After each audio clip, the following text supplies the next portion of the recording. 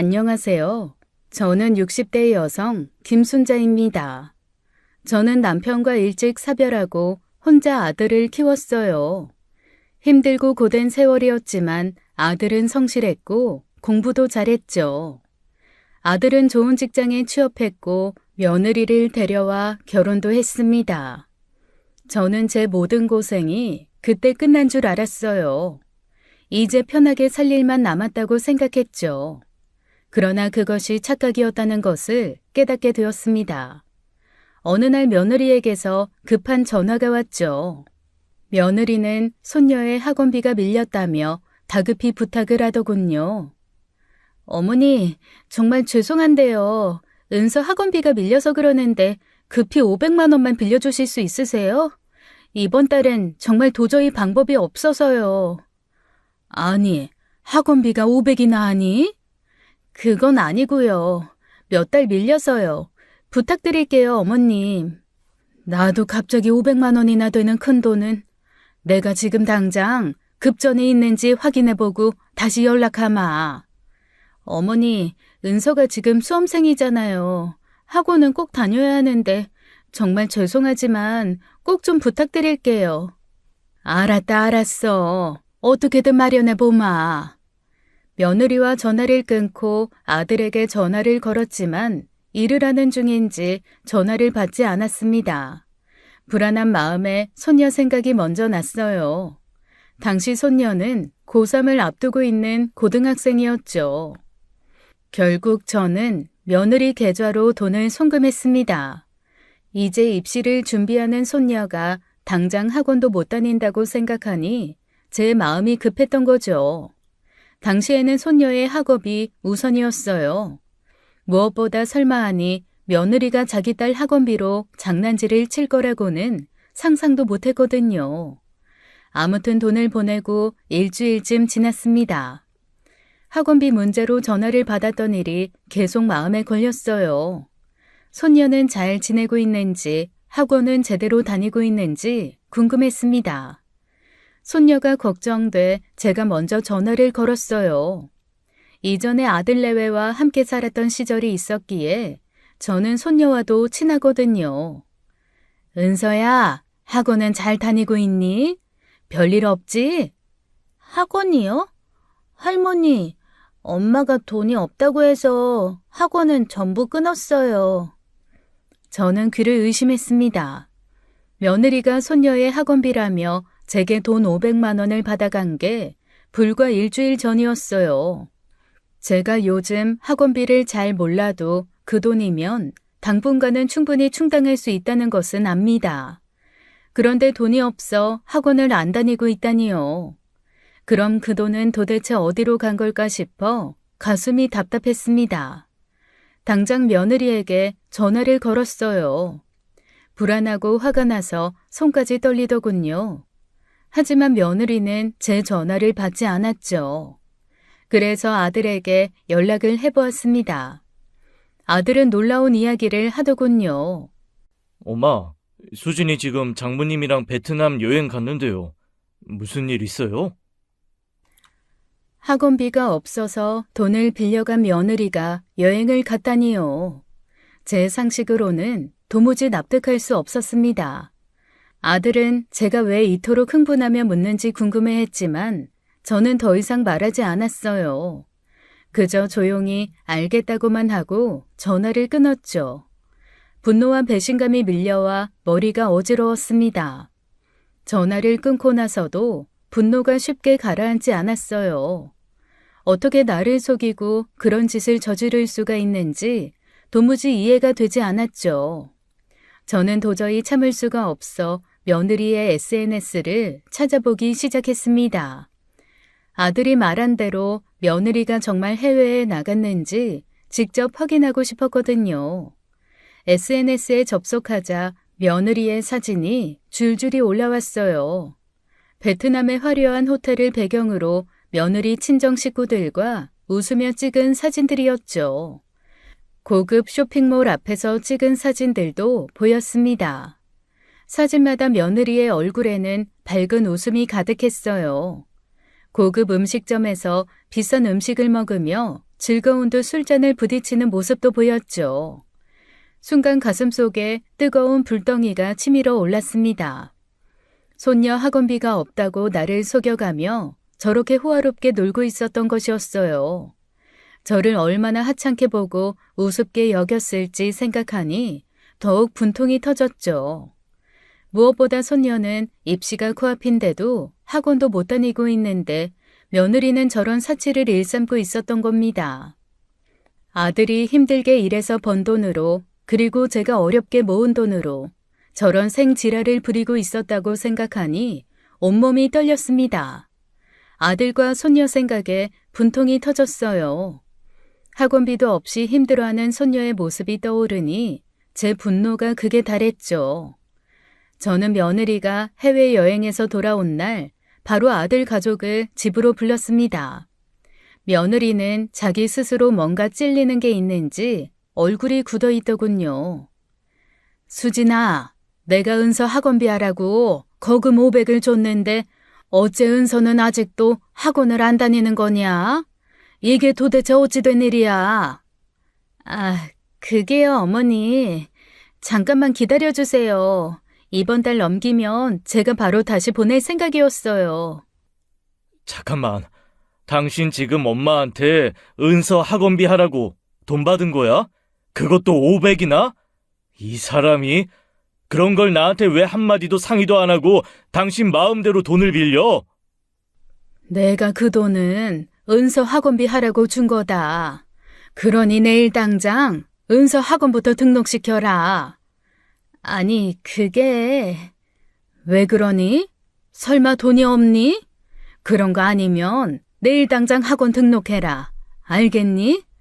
얘가 왜 대답이 없어? 그게 지금 당장은 곤란하고 다다음 달쯤에 등록할게요. 왜 2달 뒤에 등록을 해? 너 정말 돈이 없니? 당신 제대로 말 못해? 돈 있어, 없어? 사실은 지금은 돈이 없어. 뭐? 아니, 뭐 하는데 그 돈을 벌써 다 써버려? 어머니가 은서 학원비 하라고 준 돈을 어디에 쓴 거야? 당신 설마? 그게 엄마랑 여행 갔을 때 경비가 좀 모자라서 급해서 그랬어. 어쩔 수 없었어. 지금 장난해? 경비가 왜 부족해? 그때 장모님이 분명히 여행비 전부 부담한다고 해서 다녀온 거잖아. 그것 때문에 앞으로 당신 엄마한테 효도해야 한다느니 하면서 큰소리 빵빵 쳤잖아. 뭐야, 그 말 다 허풍이었어? 당신 지금 우리 엄마한테 사기친 거야? 아이씨, 사기라니. 오버 좀 하지 마. 여행 가서 놀다 보니까 경비가 좀 오버돼서 부족했다고. 그럼 어떡해? 모처럼 해외 나간 건데 손가락 빨다가 들어와? 내가 어이가 없어서 은서 학원비라고 속여서 받아간 돈으로 너는 해외에서 팔자 좋게 놀다 왔단 말이냐? 수험생인 은서는 학원도 못 다니고 있는데? 그래, 100번 양보해서 못 다닐 수 있다고 치자. 하지만 너 분명 학원비라고 하면서 나한테 돈 받아갔잖니. 이게 사기가 아니면 도대체 뭐가 사기야? 얼른 그 돈 내 앞으로 도로 돌려놔. 그만두래요. 내가 뭐 일부러 그랬어요? 어머니, 당장 돌려드리고 싶어도 지금은 진짜 없어요. 없는 걸 어떻게 해요? 땅 파면 돈 나와요? 나오면 파보세요. 뭘 잘했다고 큰 소리야? 당장 그 돈 어머니께 돌려드려. 어디서 적반하장이야? 당신 지금 정신이 있는 거야, 없는 거야? 어머니, 제가 너무 죄송합니다. 어떻게든 제가 책임지고 돈 마련해서 꼭 갚겠습니다. 죄송해요. 야, 됐다. 네 마누라랑 안사돈이 해외 나가서 쓰고 온 돈을 네가 왜 갚아? 그 돈 수진이 너랑 안사돈이 책임지고 깔끔하게 갚아라. 수진아, 네 엄마랑 같이 놀러 갔다 썼다며. 그러면 네 엄마도 절반은 책임지게 해. 손녀 학원비 준 돈으로 유람이나 다니고. 이건 뭐 완전히 나를 호구로 하는 거냐? 아이씨, 알았다고요. 알았어요. 아, 진짜 사람을 어디 사기꾼 취급하고 난리야. 갚으면 될 거 아니에요, 갚으면. 참나. 난리? 야, 한수진, 어디서 막말이야? 당장 죄송하다고 말 못해? 죄송합니다. 제가 죄인이네요. 됐어? 며느리는 지가 잘못했으면 온갖 짜증을 다 부리다가 집으로 돌아갔죠. 하지만 손녀는 그 뒤로도 한참 동안 학원을 다니지 못했죠. 며느리가 돈이 없다고 안 보냈다고 합니다. 며칠 뒤 저는 곧장 손녀의 학원으로 갔어요. 밀린 학원비는 물론이고 앞으로의 학원비까지 한 번에 결제했어요. 그리고 집으로 돌아오는 길에 저는 바로 며느리에게 연락을 했습니다. 며느리가 전화를 받자 저는 기다리지 않고 바로 말을 꺼냈어요. 수진아, 말 길게 안 할 테니까 똑바로 들어라. 네가 은서 학원비라고 거짓말하고 베트남 가서 펑펑 놀다 쓴 내 돈이 딱 500만 원이다. 오늘 내로 당장 내 통장에 입금시켜. 더 이상 못 기다린다. 아, 진짜. 알겠다고요. 기다려달라고 말씀드렸잖아요. 무슨 조폭도 아니고 이렇게 사람 닥달을 끊어요. 제 말이 끝나지도 않았는데 며느리는 전화를 끊더군요. 아주 사람을 제대로 호구 취급한 거죠. 아무리 기다려도 며느리는 돈을 돌려줄 생각조차 없었습니다. 더 이상 참을 필요가 없다고 생각한 저는 며느리 회사로 직접 내용 증명을 보냈어요. 돈 안 갚으면 법적으로 해결하겠다고요. 내용 증명을 받은 며느리는 즉시 저에게 전화를 걸어왔습니다. 화가 많이 난 듯 며느리는 제게 따지더군요. 어머니, 지금 제정신이세요? 이건 아니죠. 회사까지 내용 증명 보내서 저 망신 주는 게 그렇게 좋아요? 사람 아주 끝장내시려고 작정하셨어요? 망신? 네가 은서 핑계로 내 돈 멋대로 가져갔으니 이렇게라도 받아야지. 안 그래? 돈 당장 돌려놔라. 안 그러면 네 통장 싹 다 압류 걸어버릴 테니까. 며느리는 제 말에 아무 말도 하지 못하더군요. 저는 더 이상 사정을 봐줄 생각이 없었기에 분명히 경고했죠. 너 나한테 돈 빌려갈 때 했던 통화 내용도 싹 다 녹음해뒀고 계좌이체 기록까지 빠짐없이 갖고 있다. 법정까지 가면 누가 손해일 것 같냐? 너겠니? 나겠니? 더 망신당하기 싫으면 정신 차리고 빨리 입금해라. 아이씨, 진짜. 알겠어요. 알았다고요. 어머니 진짜 무서운 사람이네요. 참나, 끊어요. 그날 밤 늦은 시각에 며느리로부터 정확히 500만 원이 입금되었습니다. 본이 돈이 없는 것도 아니었어요. 저는 그 입금 내역을 조용히 확인한 뒤 긴 한숨을 내쉬었습니다. 돈은 돌려받았지만 가슴에 맺힌 분노는 풀리지 않았죠. 저는 며느리의 문제를 아들에게 직접 말하기로 했습니다. 아들을 따로 불러 집에서 이야기를 나누었어요. 아들의 표정은 이미 많이 지쳐 있었죠. 정호야, 이번에 은서 학원비 사건 겪으면서 너도 이제 정신 좀 차렸지? 은서애미가 무슨 짓을 하고 다니는지 똑똑히 봤잖아. 너 정신 단디 챙기고 며느리 행동 똑바로 지켜보고 살아. 네 가정이 어떻게 돌아가는지도 모르고 살면 나중에 너 정말 큰일 난다. 저도 알아요, 엄마. 솔직히 수진이 그러는 거 저도 이제 지치고 힘들어요. 정말 미칠 것 같다니까요. 그래도 엄마, 은서 생각하면 쉽게 갈라설 수가 없어요. 은서도 지금 공부로 한참 힘들 시기인데 그래서 은서 때문에 참고 버티는 거예요. 나도 너희 부부 문제 얼마나 심각한지 잘 안다. 은서 봐서라도 더 정신 바짝 차리고 살아. 애는 무슨 죄니? 부모가 흔들리면 결국 아이만 힘들어지는 거야. 아들은 말없이 고개만 끄덕였어요. 그 모습이 안쓰러워 저는 더 말을 잇지 못했습니다. 제 마음도 무겁고 답답했죠.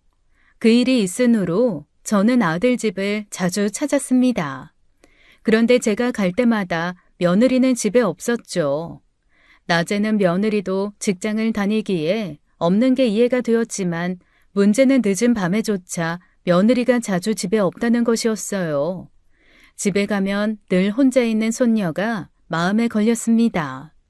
저는 손녀를 위해 반찬을 만들어 냉장고에 채워주기도 하고 학원 가기 전에 집에 들른 손녀에게 저녁밥도 해주면서 손녀의 학업에 지장이 생기지 않도록 노력했습니다. 그러던 어느 날 저는 우연히 아들 집에서 며느리 명의로 온 카드 명세서를 발견했어요. 화장대 위에 놓여있는 명세서를 확인한 순간 저는 말문이 막혔죠.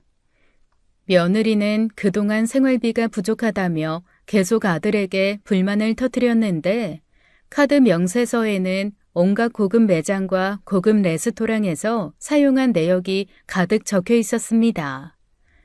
정호야, 은서애미 말이다. 생활비 없다고 너한테 그렇게 징징거리더니 이거 완전 딴판이더라. 카드 내역 보니까 명품이랑 고급 레스토랑에서 돈 펑펑 써댔던데? 이게 뭐 하는 짓이야 도대체? 저도 이미 알고 있어요, 엄마. 진작부터 알아서 그것 때문에 한두 번 싸운 게 아니에요. 매번 생활비 없다고 난리치면서 뒤로는 그렇게 펑펑 써대니 저도 이제 진절머리가 나요, 정말.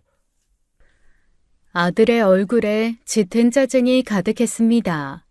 이 상황을 알면서도 해결하지 못하고 싸움만 반복한다는 사실에 저 역시 가슴이 답답해졌어요.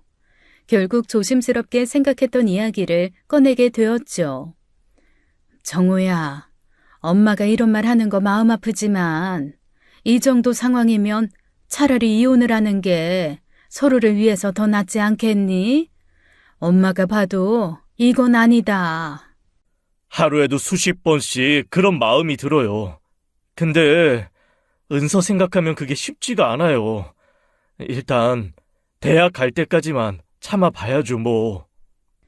이미 갈 때까지 간 아들의 부부관계를 생각하면 저 역시 더 이상 무슨 말을 해야 할지 어려웠습니다.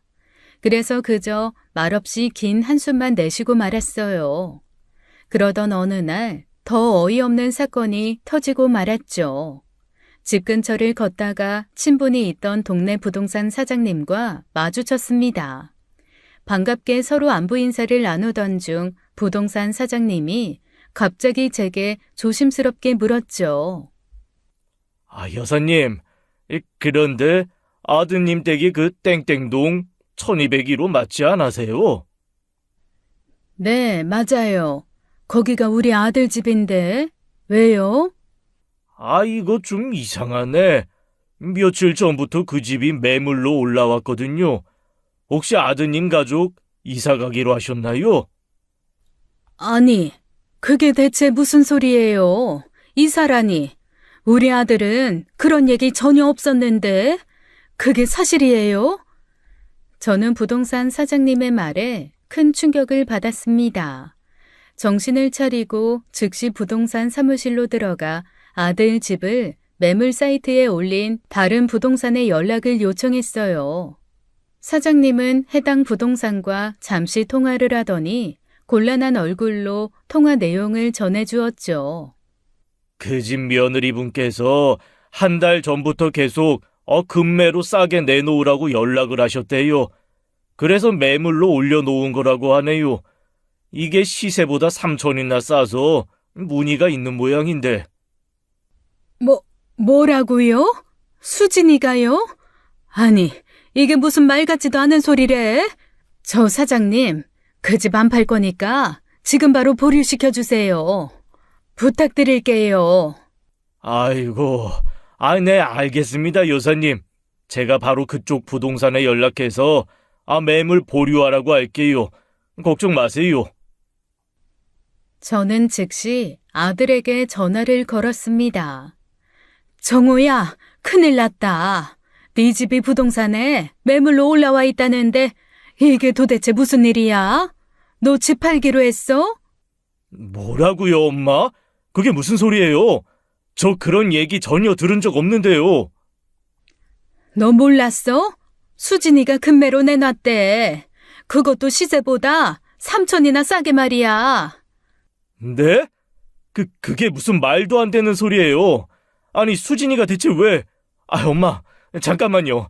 제가 수진이한테 당장 확인해 볼게요. 통화를 끊고 나서도 저는 한동안 정신을 차릴 수 없었어요. 도대체 며느리가 매번 무슨 일을 꾸미고 있는지 걱정과 분노 그리고 짜증이 가슴속에서 뒤섞였죠. 그날 저녁 저는 걱정되는 마음에 아들 집을 찾아갔습니다. 집에 도착해 보니 아들 혼자만 무거운 표정으로 소파에 앉아 있었어요. 저는 며느리가 보이지 않아 아들에게 물었죠. 수진이는 아직 안 들어왔어? 몰라요, 엄마. 전화도 안 받아. 지금 어디서 뭘 하는지도 전혀 모르겠어요. 정말 미치겠네. 아들의 말에 저는 답답한 마음으로 한숨을 삼켰습니다. 아들과 저는 며느리가 돌아올 때까지 기다렸어요. 시간이 한참 흐른 후 며느리는 술에 취한 채 비틀거리며 집에 들어왔어요. 그 모습을 보자 저도 모르게 화가 치밀었죠. 야, 한수진! 지금 이 시간이 몇 시인데 이제 와? 술 냄새 풍기면서 도대체 어디를 싸돌아다니는 거야? 좀! 사회생활 하다 보면 술도 마시고 늦을 수도 있지. 보자마자 잔소리야. 정말 지겨워 죽겠네. 그건 됐고, 수진이 너 정우한테 한마디 상의도 없이 집을 팔겠다고 부동산에 내놓았다면서? 어떻게 네 남편한테 한마디 상의도 없이 집을 팔아? 이유나 똑바로 설명해봐. 이게 대체 뭔 일이니? 당신 미쳤어? 어떻게 나한테 말도 없이 이 집을 당신 마음대로 내놔? 뭐 하는 짓이야 지금? 치매냐? 내가 저번에 분명히 말했잖아. 우리 엄마랑 합가하기로 했다고. 당신이 그걸 까먹고 지금 나한테 난리치는 거잖아. 그리고 어머니, 죄송한데요. 우리 집 사고 파는 것도 왜 어머니가 간섭하세요? 진짜 피곤해 죽겠네. 며느리의 대답에 아들은 격분하며 자리에서 벌떡 일어났습니다. 야, 한수진! 내가 분명히 합가 못한다고 딱 잘라 말했잖아. 도대체 뭔 생각으로 네 마음대로 집을 내놔? 그리고 이 집 살 때 절반은 우리 엄마 돈 들어갔어. 근데 간섭하지 말라고? 그게 말이냐? 난 모시겠다고 했잖아. 우리 엄마 아픈데 딸인 내가 모시는 게 뭐가 문제야? 당연히 내가 책임져야 하는 거잖아. 장모님이 아프다고? 이 사람 진짜 웃기네. 아프다는 분이 골프에 등산해. 아니, 장모님 대체 어디가 아프신데? 진짜 어이가 없어서. 앞으로 아프시겠지. 어쨌든 난 집 팔아서 더 큰 집 구하고 엄마랑 합가할 거니까 그렇게 알아. 그게 올해 내 계획이야. 그제야 저는 나설 수밖에 없었습니다. 며느리를 똑바로 바라보며 차분히 물었죠. 그래, 좋다 수진아. 늙으신 부모 모시는 거 나도 반대 안 하마. 그럼 내가 하나만 물어보자. 만약 집을 팔고 더 큰 집 사서 네 엄마랑 합가한다고 치자. 그러면 그 새 집 도대체 누구 명의로 할 생각이냐? 그것도 네 맘대로 하려는 거니? 그게 명의는 당연히 가장 어른이신 우리 엄마 앞으로 해야죠. 뭐 어쩌겠어요. 며느리의 대답에 저와 아들은 헛웃음이 나왔죠. 참나. 그럼 우리 집 팔아서 새로 집 사는데 그걸 장모님 명의로 한다고? 하다 이제 별 미친 소리를 다 하네 진짜. 왜? 그럼 당신 명의로 집 사서 우리 엄마를 사위집에 얹혀 살게 만들 생각이야? 동방예의지국에서 그게 가당키나 해? 당신 장모도 부모야. 그따위로 돈 가지고 째째하게 좀 굴지 마. 남자가 돼서. 저는 그 말을 듣자 도저히 참을 수가 없어 핸드폰을 꺼내 계산기를 켰습니다. 그리고 며느리에게 말했죠. 지금 네가 팔려고 하는 이 집값이 네가 새로 사겠다는 그 집값의 70%다. 이 집 사는데 내가 절반 그리고 정호가 절반 내서 매매한 집이야. 그런데도 네 엄마 명의로 그 큰 집을 사서 옮기겠다면 내 말 잘 들어라. 정확하게 내 목 35%, 정우 목 35%, 지분 확실히 등기해. 그래야 나중에 말 안 나오니까. 네? 어머니, 우리 엄마가 지금 나이 들어서 겨우 집 하나 마련하려는데 사위랑 사돈이 그 집 지분을 갖고 있으면 그 모양새가 얼마나 우스워요? 그러면 나중에 집 할 일 있으면 뭐 어머니 허락받아야 하는데 말이 돼요 그게? 말이 안 되는 건 네가 하고 있는 짓거리지. 수진아, 지금 네가 하는 행동이 얼마나 비상식적인지 생각은 해보고 얘기하는 거냐? 그러니까 장모님 집을 왜 우리 집 팔아서 해결하냐고. 진짜 말 같지도 않은 소리를 하고 있네. 아이씨 진짜. 아 됐어. 됐다고. 그냥 큰 집 안 사고 합가 안 하면 되잖아. 됐지 이제? 정말 피곤해서 못 살겠다 진짜. 결국 며느리는 계획이 뜻대로 되지 않자 분을 참지 못하고 크게 소리를 지르며 자리를 박차고 나가버렸습니다. 아들과 저는 그 모습을 지켜보며 황당함을 감출 수가 없었죠. 며느리가 그렇게 자리를 박차고 나가자 아들은 화가 났는지 냉장고에서 소주를 꺼내오더군요. 저는 그런 아들의 모습을 보며 속이 타들어가는 기분이었어요. 아무리 화가 난다고 그렇게 술을 퍼마시면 되겠어? 몸 상한다. 적당히 마셔. 엄마, 나 진짜 요즘 수진이 때문에 미치겠어요. 정말 돌아버리겠다고요. 요즘 수진이가 집에도 잘 안 들어오고 또 이렇게 집안 재산까지 몰래 빼돌리려고 하는 거 보면 혹시 너 모르는 다른 이유가 있는 건 아니겠니? 저는 불길한 생각을 떨칠 수가 없었습니다. 결국 조심스럽게 입을 열었죠. 정호야, 내가 이런 말까지 하기 싫은데 혹시 수진이가 바깥에 다른 남자가 생긴 건 아닐까 싶다. 너는 어떠니? 그렇게 생각한 적은 없었어? 엄마, 솔직히 저도 그런 생각이 하루에도 12번씩 들어요. 근데 그게 정확한 증거도 없고 요즘 진짜 이혼을 해야 하나 심각하게 고민도 하고 있어요. 은서가 이제 곧 고3이라서 참았는데 이젠 나부터 살고 봐야 하지 않을까 싶어. 아들의 뒷모습이 얼마나 지쳐 보였던지 저는 그저 가슴만 답답하고 속상할 뿐이었어요. 그렇게 시간은 조금씩 흘러갔죠. 손녀 은서는 열심히 노력한 끝에 서울에 있는 원하는 대학, 원하는 과에 당당히 합격했습니다. 그토록 기다리던 행복한 소식에 저와 아들은 잠시나마 웃을 수 있었죠. 하지만 그 기쁨도 오래가지 못했어요. 얼마 지나지 않아 날벼락 같은 소식이 들려왔으니까요. 어머니, 큰일 났어요. 정우 씨가 지금 교통사고를 심하게 당해서 머리를 크게 다쳤대요. 방금 급하게 수술 들어갔어요. 어떡해요? 뭐라고? 세상에, 병원이 어디야? 얼른 말해봐. 내가 당장 갈 테니까. 아들이 그만 추돌사고로 크게 다치고 만 것이었습니다. 저는 떨리는 몸으로 택시를 잡아 병원으로 달려갔어요. 병원 복도에 들어서자마자 며느리가 저를 발견하고 급히 달려오더군요.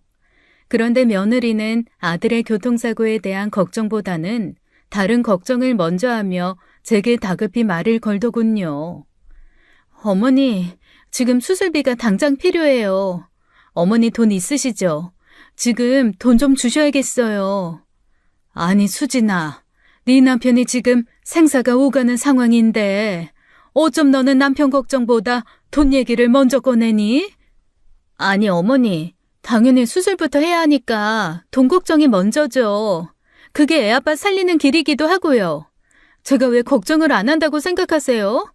그래서 돈 있으세요, 없으세요? 있으면 빨리 좀 주세요. 당장 필요하다고요. 됐다. 내가 직접 병원에 가서 정우 상태도 확인하고 병원비도 내 손으로 낼 테니까 걱정 마라. 아, 진짜 어머니 답답하게 왜 이러세요? 그냥 저한테 돈 이체해 주시면 제가 알아서 납부할게요, 좀. 며느리는 당장 제게서 돈을 받아내려는 듯 손을 내밀었지만 저는 싸늘한 표정으로 곧바로 아들 수술실로 향했습니다.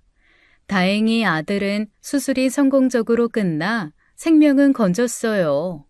다만 워낙 큰 사고이기에 오랜 병원 입원 치료와 후유증을 각오해야 했죠. 저는 아들 수술비도 전액을 제 손으로 직접 납부했습니다. 며느리의 손을 거치지 않고요. 제 아들이기도 하지만 며느리에게는 자기 남편이잖아요.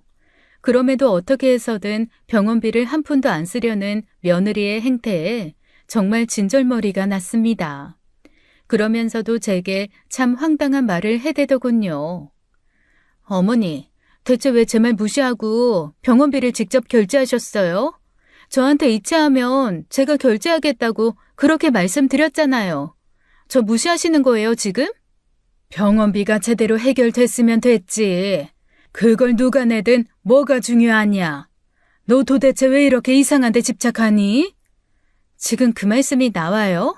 결국엔 절 못 믿겠다는 거잖아요. 어떻게 그렇게 사람을 의심하고 못 믿을 수가 있어요? 저는 그게 황당하다고요. 내가 오히려 묻고 싶다. 수진아, 병원비 낼 거면 그냥 내가 바로 결제하면 될 걸. 굳이 네 통장에 이체해서 너를 거쳐가야 하는 번거로운 짓을 왜 해야 하니? 응? 한번 말해봐라. 너 다른 이유가 있는 거니? 며느리는 제 말에 얼굴이 새빨갛게 달아올라 씩씩거리며 돌아섰습니다. 저는 며느리의 그런 뒷모습을 보고도 조금도 후회가 없었어요. 그만큼 아들 사고로 인해 며느리에 대한 일말의 기대도 다 사라졌거든요. 어떻게 자기 남편 병간호를 한 번 안 하나요? 정말 어이가 없어 할 말도 없더군요. 다행히 아들은 치료를 잘 받고 퇴원을 했습니다. 다만 정상적인 생활을 할 수 없을 정도로 심각한 후유증을 겪게 되었어요.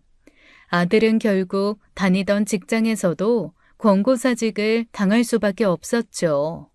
그럼에도 아들은 재활치료도 받아야 했어요. 재활치료는 길고 고단한 여정이었습니다. 병원비는 끝없이 들어가는데 아들이 실직을 하니 당장 생활비 문제가 곧바로 닥쳐왔어요. 며느리는 이런 상황에서 경제적 부담을 느끼며 오히려 아들에게 심한 짜증을 내기 시작했죠. 자기가 버는 돈은 모두 자기가 쓰면서도 말이에요. 하루는 제가 아들을 보러 아들이 재활 중인 병원을 찾았다가 복도에서 아들 부부가 다투는 모습을 보게 되었어요. 며느리가 날카로운 목소리로 아들을 들들 볶는 게 병원 복도를 가득 채우고 있었죠.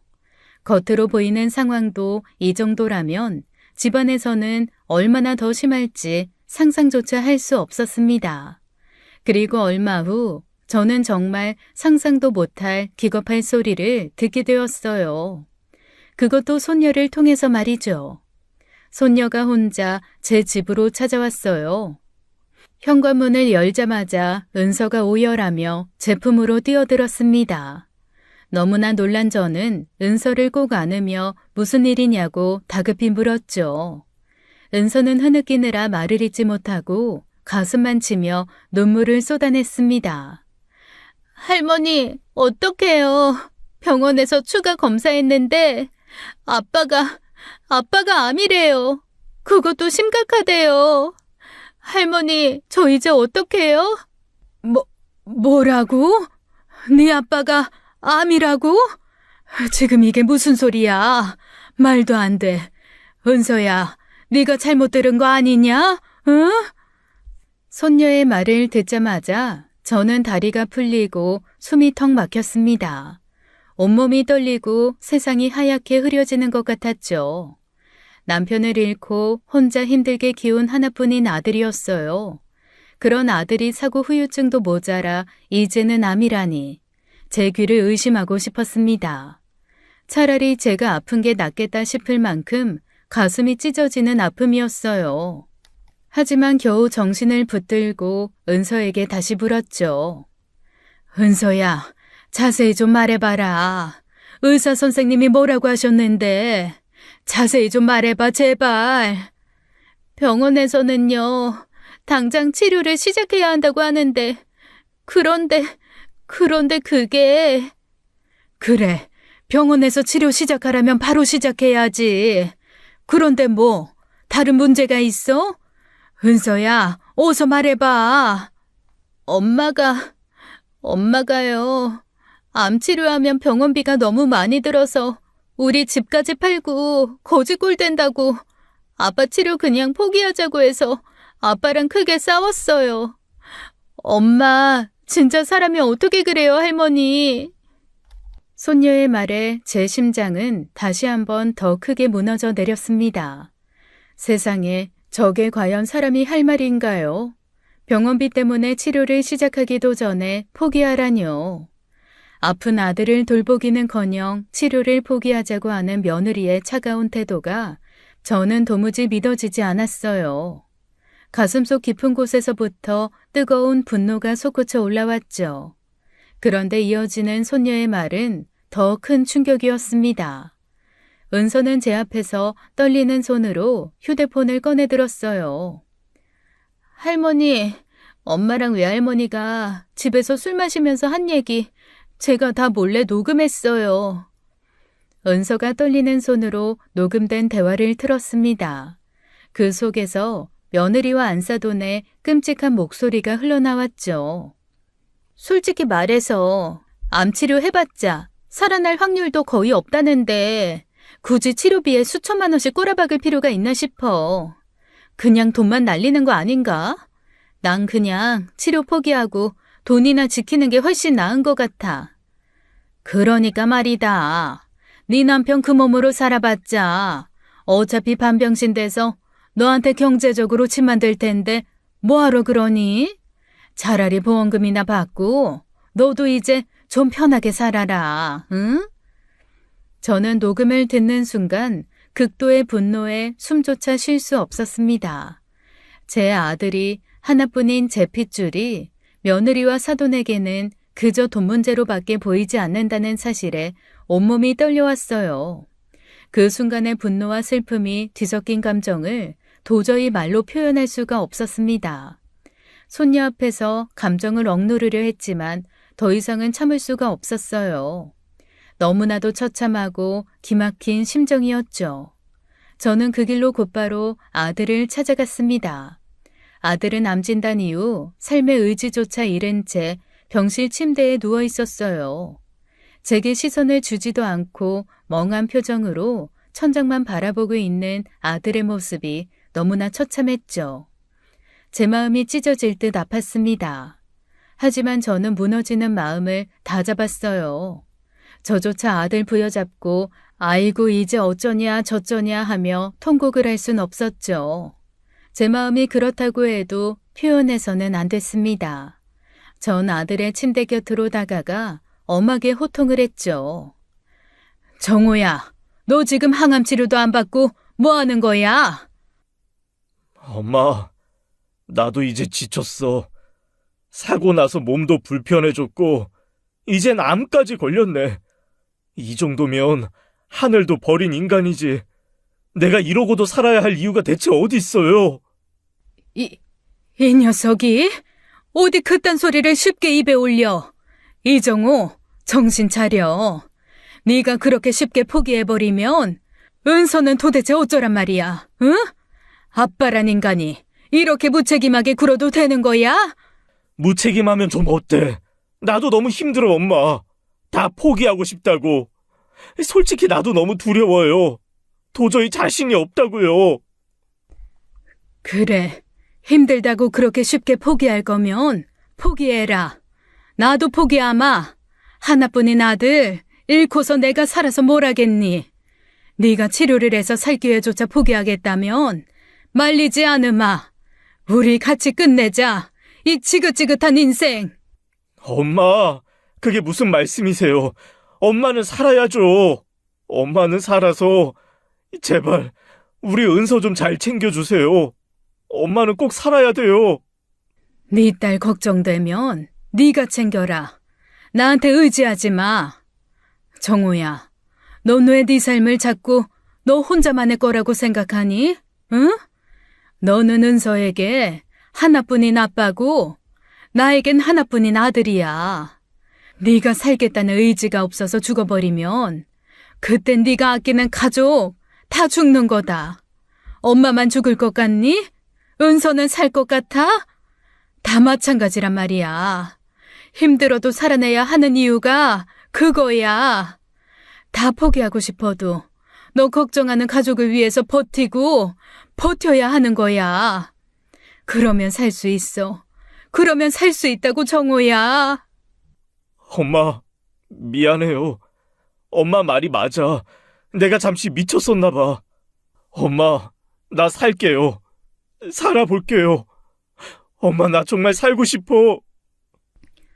아들의 결심을 듣고 나니 비로소 제 다리에서 힘이 풀리고 말았습니다.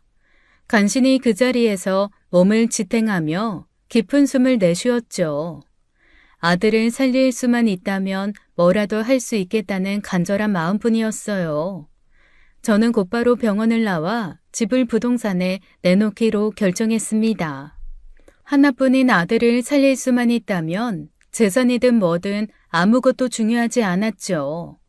오직 아들만 무사히 살아나기만을 간절히 빌었어요.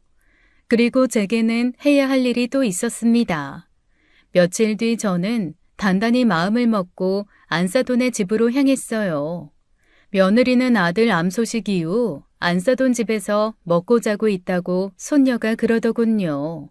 제 손에는 미리 제작해둔 커다란 현수막과 녹음기가 들려 있었죠.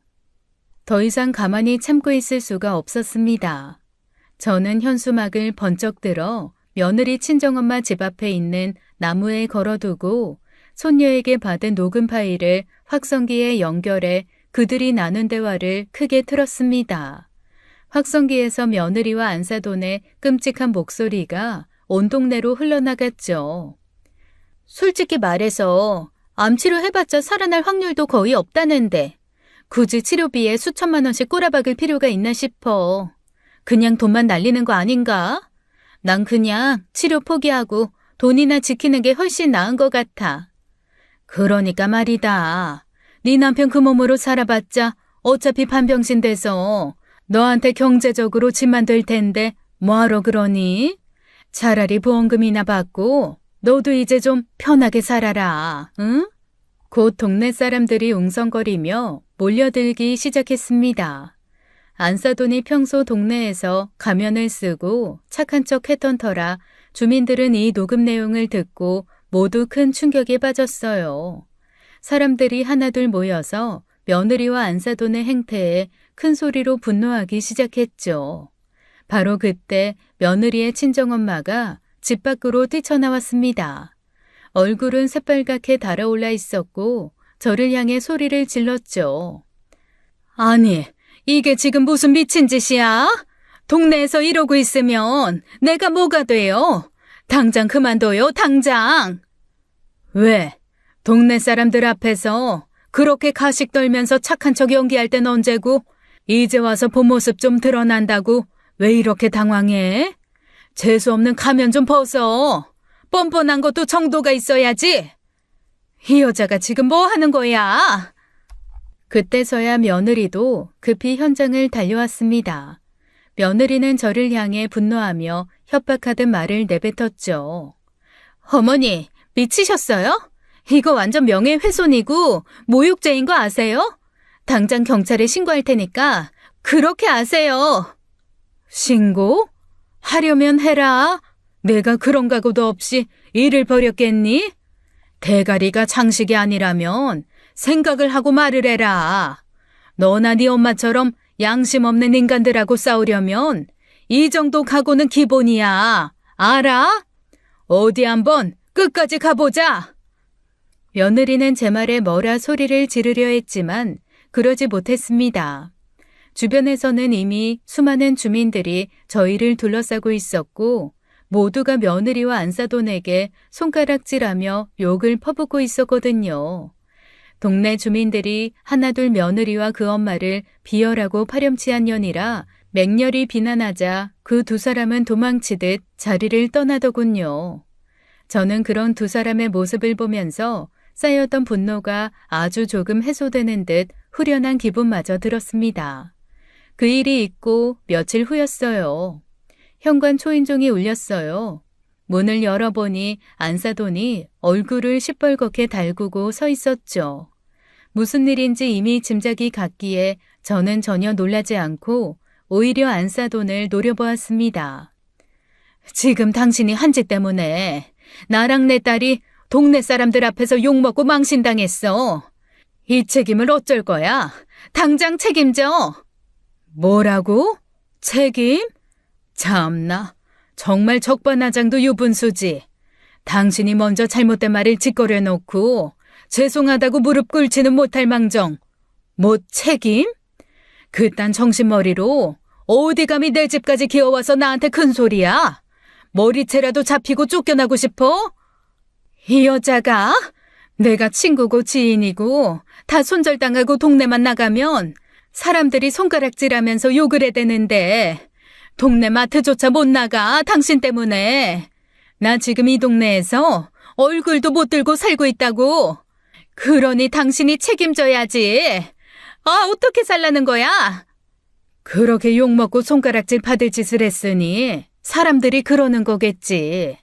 억울하면 나한테 와서 지랄하지 말고 당신 행동부터 돌아봐. 참나, 솔직히 내가 틀린 말 했어?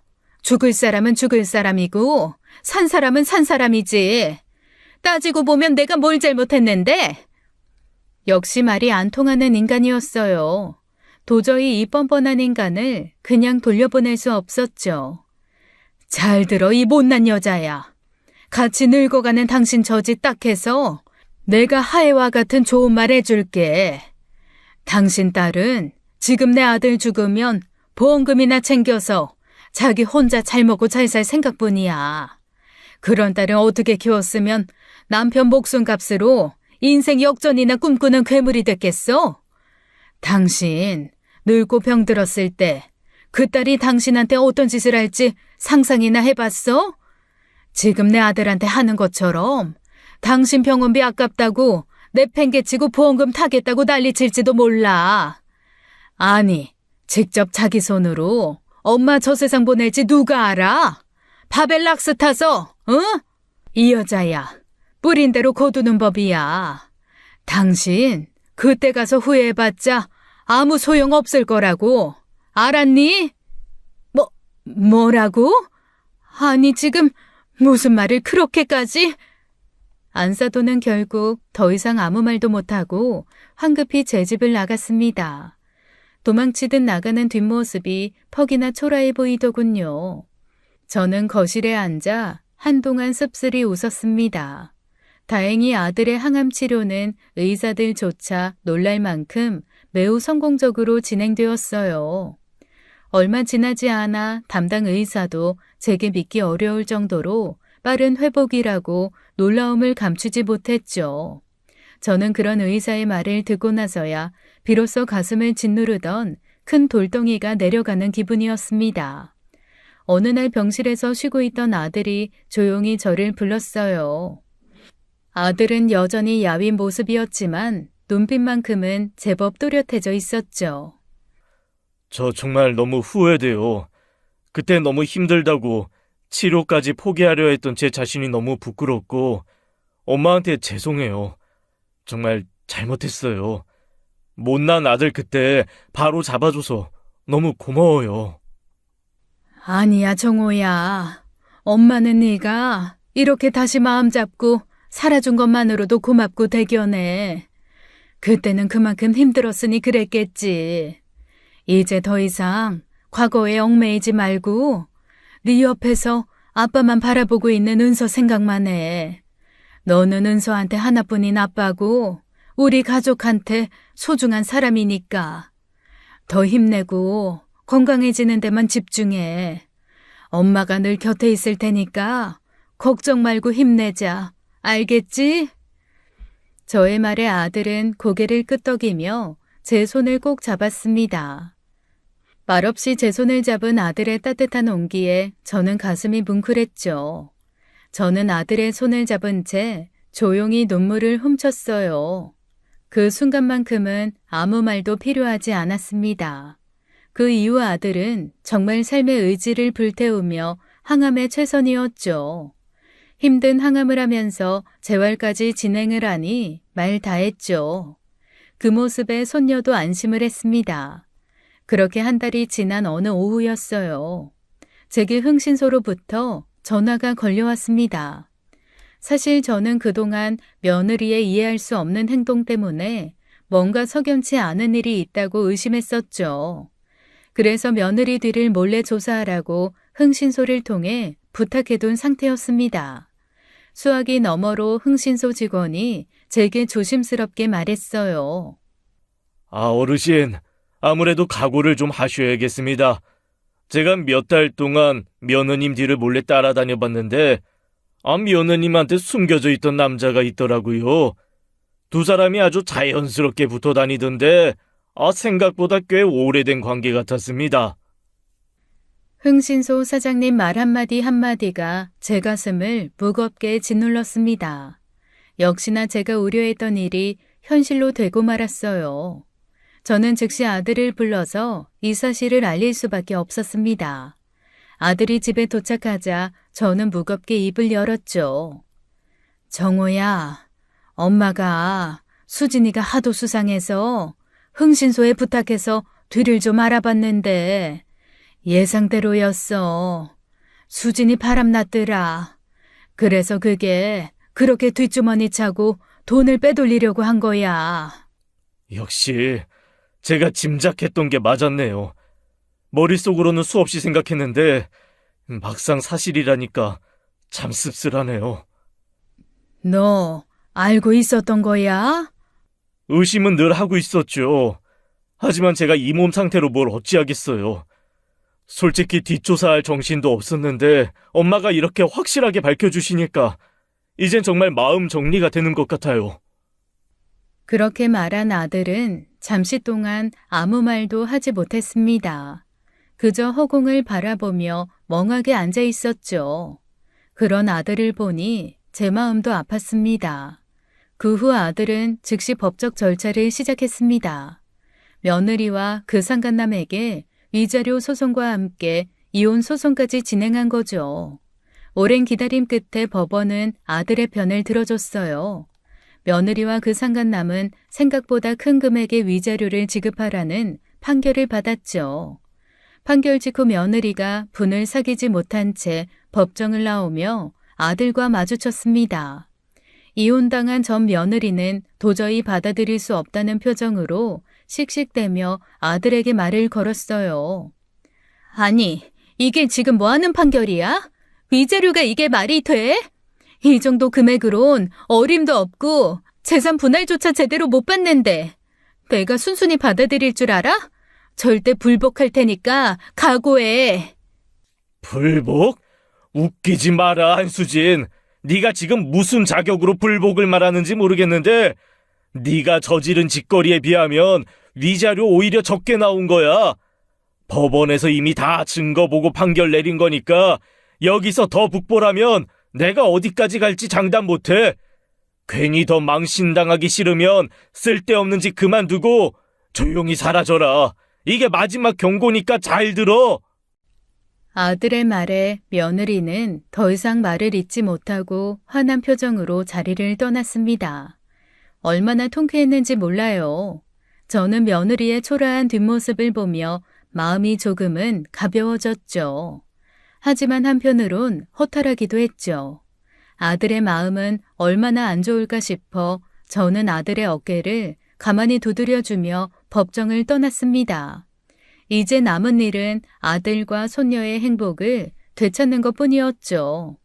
이혼 소송이 완전히 마무리된 이후 저는 곧바로 아들과 합가를 했습니다. 더 이상 아들과 손녀를 떨어뜨려 둘 이유가 없었으니까요. 아들과 손녀가 먼저 요청을 했어요. 저도 흔쾌히 그러자고 했죠. 아들이 건강을 완전히 회복할 때까지 곁에서 돌봐주고 싶었고 무엇보다도 손녀 은서가 상처받지 않고 안정된 환경에서 공부할 수 있도록 하고 싶었습니다. 합가를 시작한 후부터 저는 집안 살림을 하고 아들의 건강을 돌보는데 집중했습니다. 매일 조금씩 좋아지는 아들을 보며 저는 비로소 안도할 수 있었죠. 그리고 손녀 은서 역시 다시 밝은 모습으로 학교 생활을 이어갔습니다. 손녀는 학교 수업이 끝나면 아르바이트까지 하며 열심히 생활했어요. 은서야, 너 학교 다니면서 아르바이트까지 하느라 많이 힘들지 않아? 할머니가 볼 때마다 네가 너무 고생하는 것 같아서 걱정이야. 할머니, 제가 무슨 고생이에요.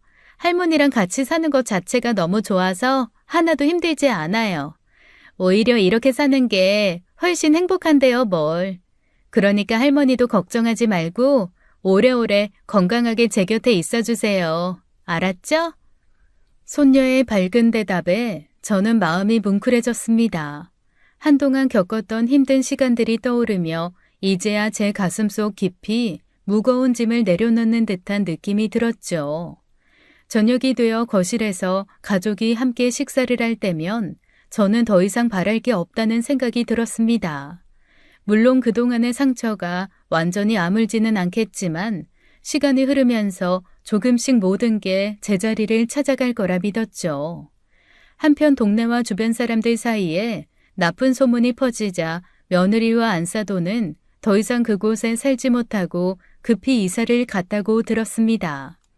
이미 그것들의 금수 같은 행동은 소문이 걷잡을 수 없이 퍼져서 친했던 지인들은 물론 이웃들까지 모두 등을 돌린 상황이었죠. 결국 며느리의 회사에도 그동안의 일들이 알려지면서 며느리는 사람들의 따가운 시선을 견디지 못하고 퇴사를 하게 되었다고 했습니다. 이후 얼마 지나지 않아 건너 지인을 통해 전 며느리와 그 엄마가 옆 동네에 치킨집을 열었다는 소식이 제 귀에까지 들렸어요. 저는 순간적으로 과거 일이 떠올라 기분이 씁쓸했지만 그들의 사정에 더 이상 관심을 두지 않기로 했습니다. 그런데 그 사람들 치킨집은 1년도 채 버티지 못하고 망해버렸다고 하더군요. 결국 많은 빚까지 떠안게 되어 완전히 빚잔치를 하게 되었다는 이야기를 들었죠. 이 소식을 들은 날 밤 저는 조용히 거실에 앉아 막걸리에 총각김치를 먹었습니다. 사람의 인생이라는 게 참으로 허무하다는 생각이 들었죠. 이제 저에게 중요한 건 오직 하나뿐이었습니다. 그저 아들과 손녀 은서가 더 이상 상처받지 않고 행복하게 살아가는 것이었어요. 다시는 이런 아픔과 고통이 우리 가족에게 찾아오지 않기를, 그리고 남은 인생을 아들과 손녀가 행복하게 살길 바랄 뿐입니다.